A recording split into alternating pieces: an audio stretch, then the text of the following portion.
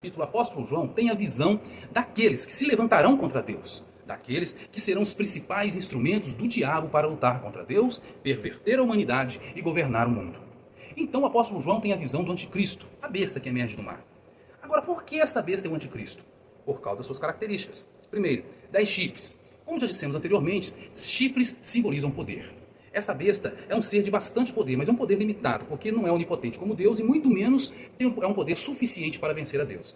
Segundo, 7 cabeças simbolizam um ser inteligentíssimo, sagaz e astuto, capaz de enganar e manipular qualquer pessoa ou quem quer que seja para conseguir o seu intento.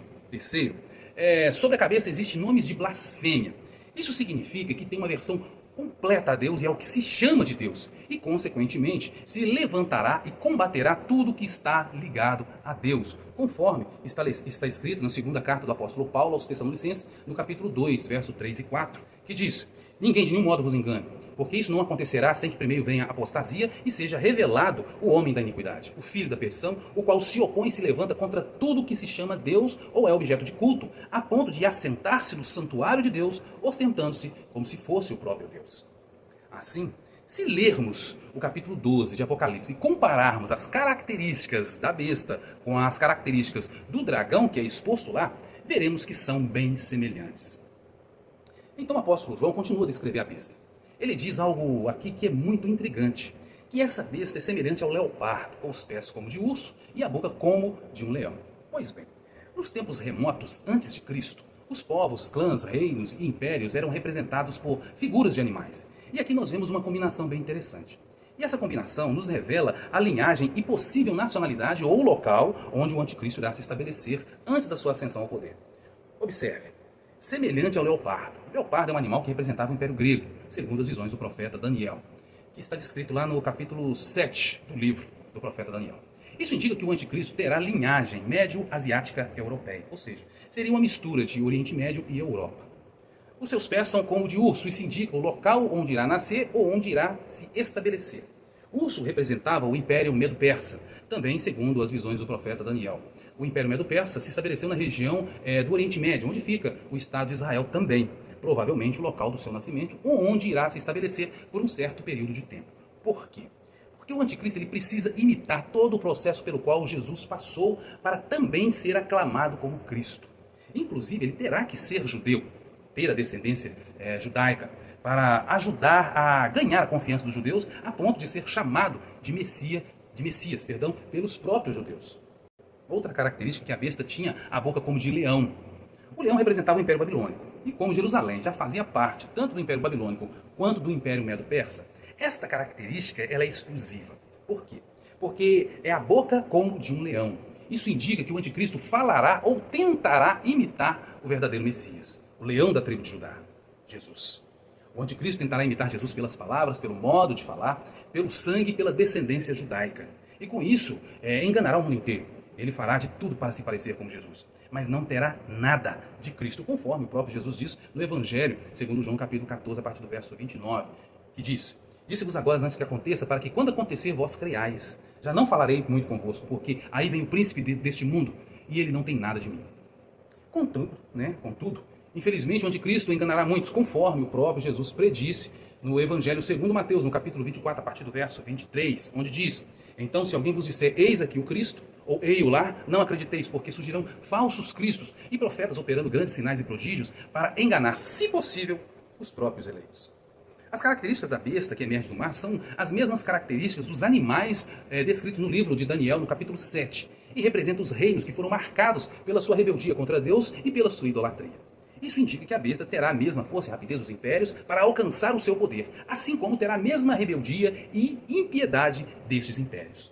Outra marca do anticristo é que ele terá que ter uma descendência, ou seja, uma ascendência de linhagem de pais judeus para ganhar a confiança dos judeus.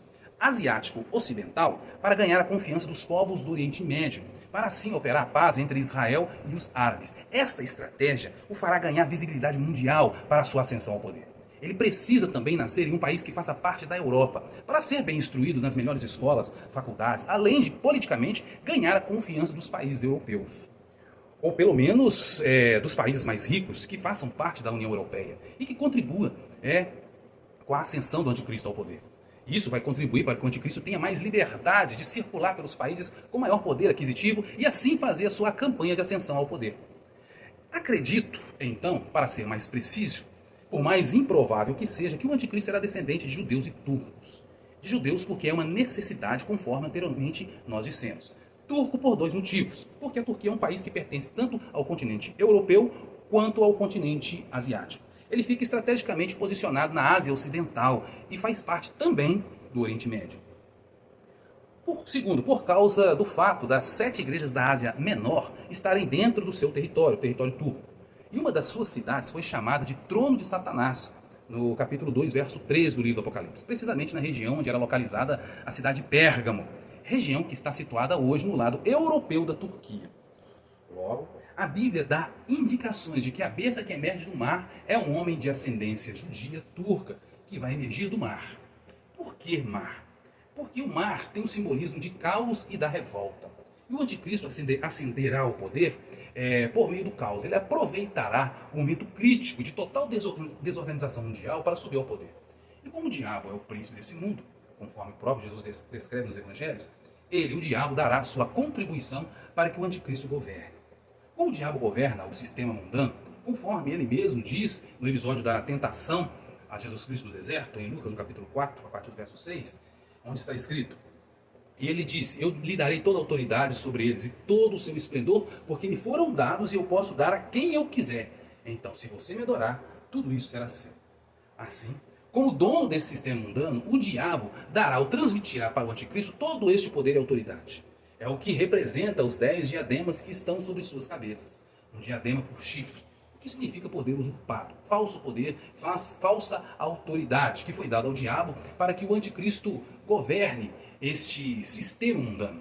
Um governo que tem por base a mentira e o engano. Nós estudamos sobre diadema no estudo passado. Dá uma olhadinha lá para você ver. O texto diz também que o apóstolo João viu uma das cabeças da besta golpeada de morte. Isso significa que o anticristo será ferido gravemente, uma ferida de morte. Provavelmente sofrerá um atentado que fará com que quase morra.